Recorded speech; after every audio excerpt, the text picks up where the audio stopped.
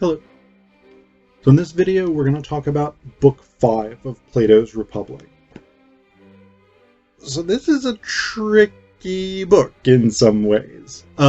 It really sort of breaks off from what Book 4 had largely focused on, though at the end of Book 5 we do shift back to that central sort of question of the rulership of cities. But the first portion of Book 5 centers on a challenge by Polemarchus and Adimantus to something that Socrates mentions more or less in passing. Adimantus says, "You thought we wouldn't notice when you said, as though it were something trivial, that as regards wives and children, anyone could see that the possessions of friends should be held in common." Socrates responds, but isn't that right, Adimantus? Adimantus says, "Yes, it is, but this right, like the other things we've discussed, requires an explanation.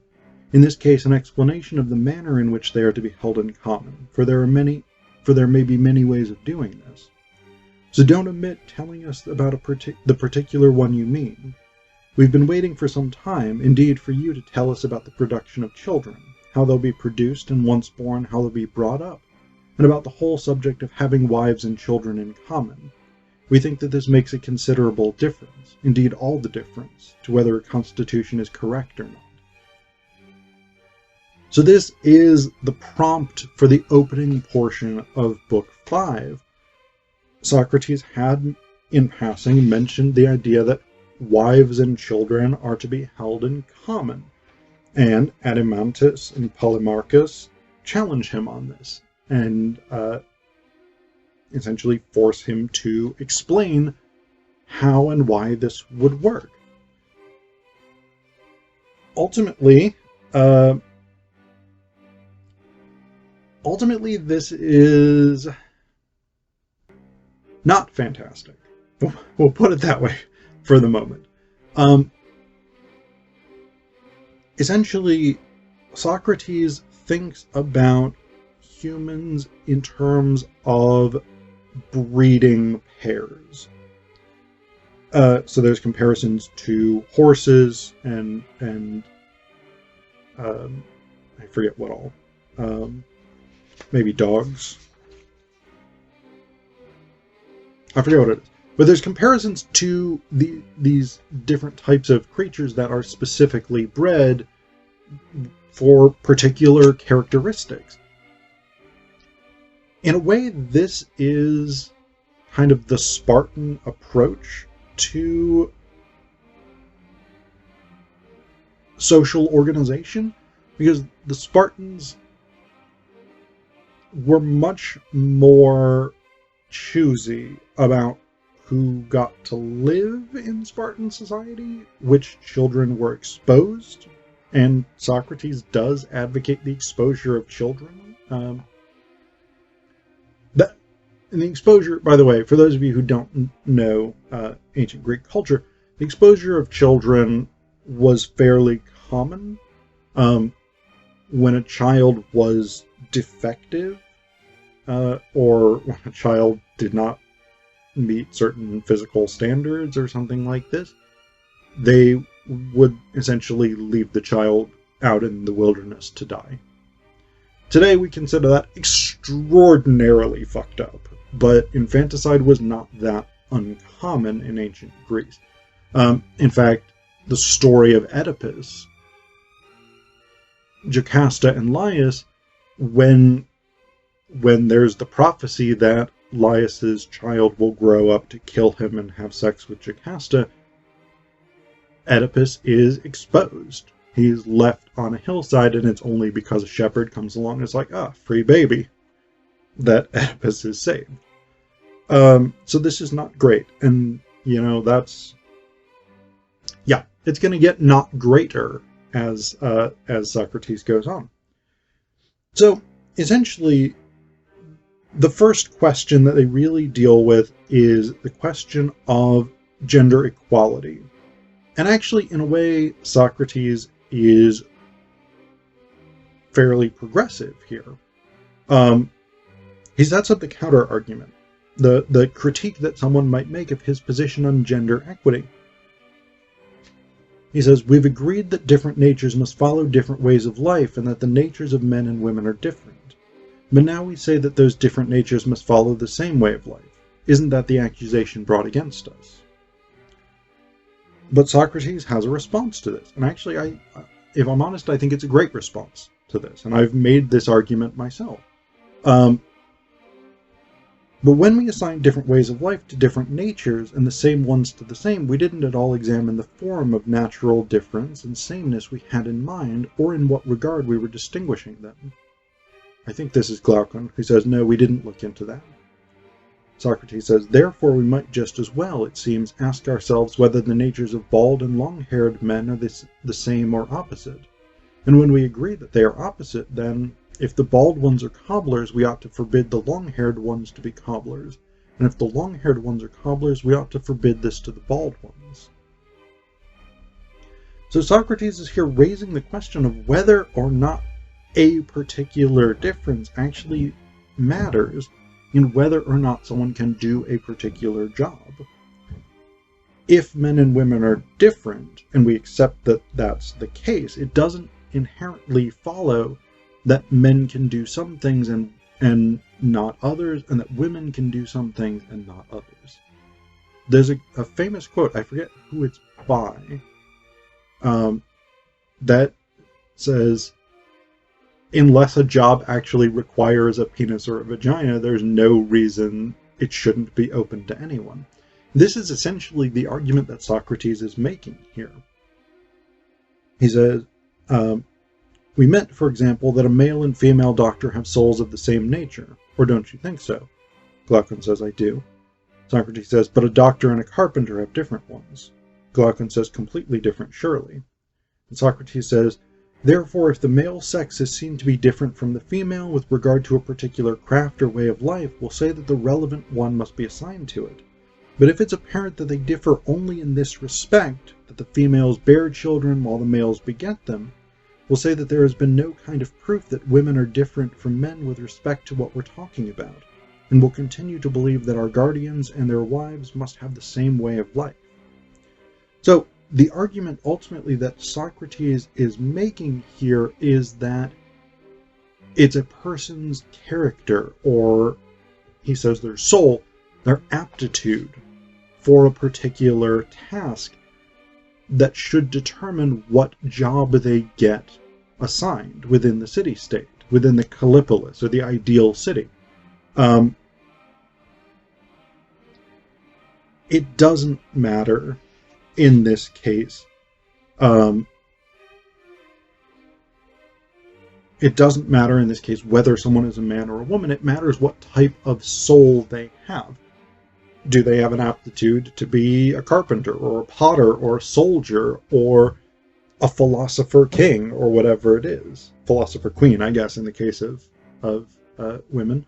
But Socrates does, and his audience members, Glaucon and Adeimantus and all these people, do assume that women will always, as a general rule, be weaker than men at whatever it is that they're doing. But the argument that Socrates essentially puts forward is,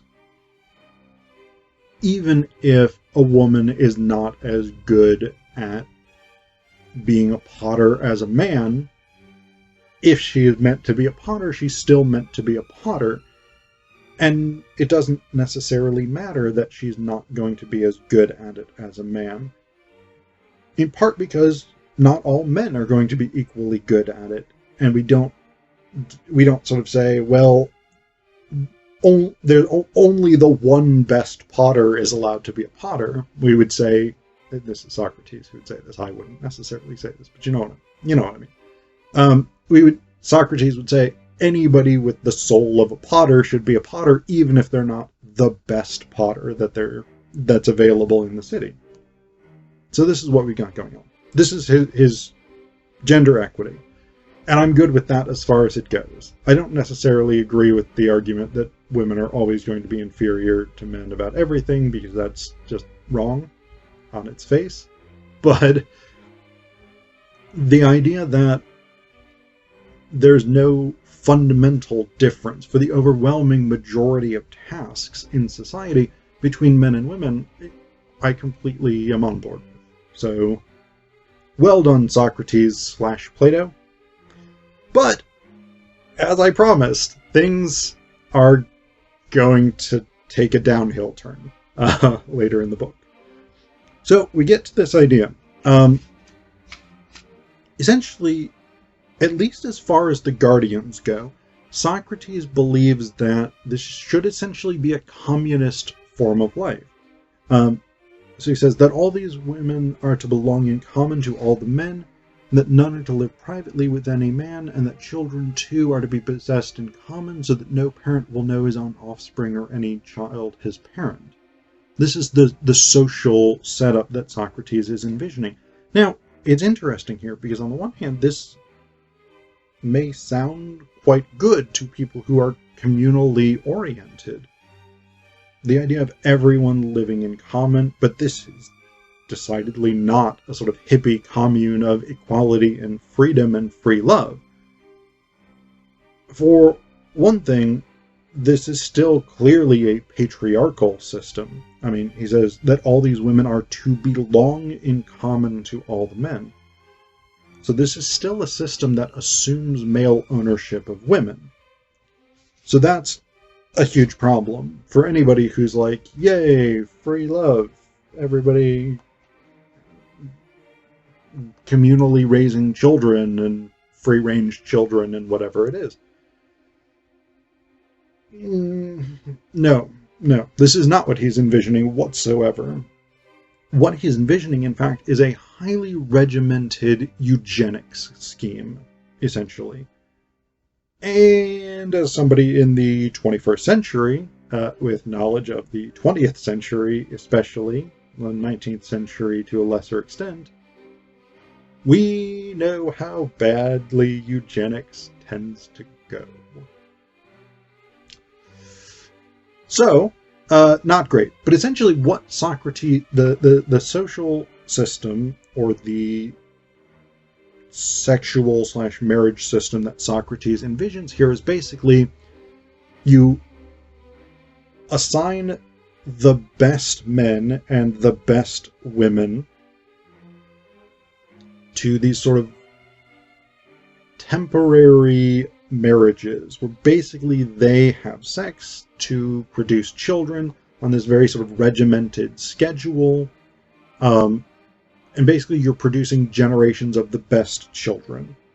And he says, I think they'll take the children of good parents to the nurses in charge of the rearing pen situated in a separate part of the city, but the children of inferior parents or any child of the others that is born defective, they'll hide in a secret, unknown place as is appropriate. So again, this is eugenics partially done through infanticide. He is advocating literally the death of children here, the death of babies who are defective, or who are not the children of the best people in the city. So this is extraordinarily highly regimented. He does say once men and women are past the age where they can have children, yeah, let them fuck whoever they want. Who even cares? As long as, if there are any children, they kill those children. So, you've got a weird sort of, sure, an old age free love kind of bit, but again, the murder of children. So, yeah. So one of the things that he talks about in terms of how children should be raised is that they should be raised collectively, and everybody who's in the same general generation as they are should be regarded as a sibling. Everybody who was allowed / compelled by the state to have sex around the time that they were, or around 7 to 10 months before they were born, they should regard as a parent. Everybody who's older than that, they should regard as a grandparent, etc., etc. So the idea ultimately is that at least for the guardian class, the ruling class, they should conceptualize themselves as a giant family, with the logic partially being that then they will be more dedicated to one another. He does also go on a little bit later in Book 5 to describe the communistic lifestyle of the Guardians, that they're going to be supported at communal expense, that they're going to sort of live in barracks, that because they will share everything in common, there will be no basis for disputes or disagreements among them. So this, there is a bit of a Marxist component here, but again, it's a Marxist society or Marxist class built on eugenics and extensive infanticide. So not good.